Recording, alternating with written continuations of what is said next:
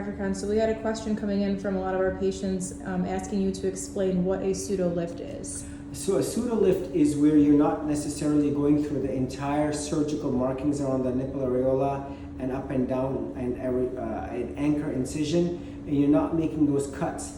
And the only cut that I'm making in what is a pseudo lift is where it's a horizontal cut that's going to hide right in the crease of the breast, and I remove the excess skin on the side. And so essentially what that does is, with the implant being removed, the breast tissue is going to recoil, especially more so in a young patient.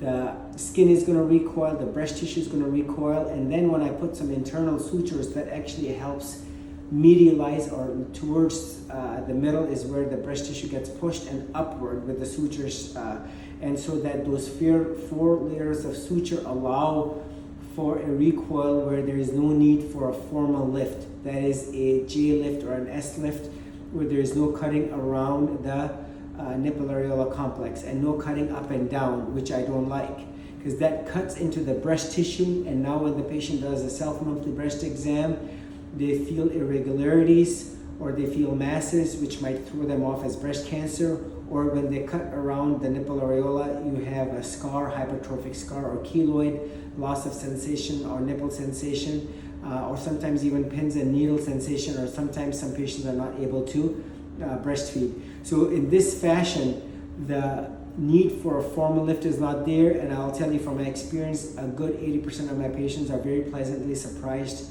how their outcome is, minus the need for that unnecessary lift. Okay, and how long is the scar? So the scar is essentially hidden right in the crease. It's a horizontal scar. It hides in the inframammary crease, and the diameter of the implant essentially dictates the length of the incision. So if someone has a 250 cc implant, you can imagine the incision is going to be half the size, versus if someone has a 500 cc implant. And so the diameter of the implant essentially dictates the length of the incision. And then also, very importantly, if I have to make that incision half a centimeter bigger to remove the implant and capsule definitively, I will, because the goal is to do the surgery safely and certainly definitively as well. This is Dr. Khan, Executive Plastic Surgery.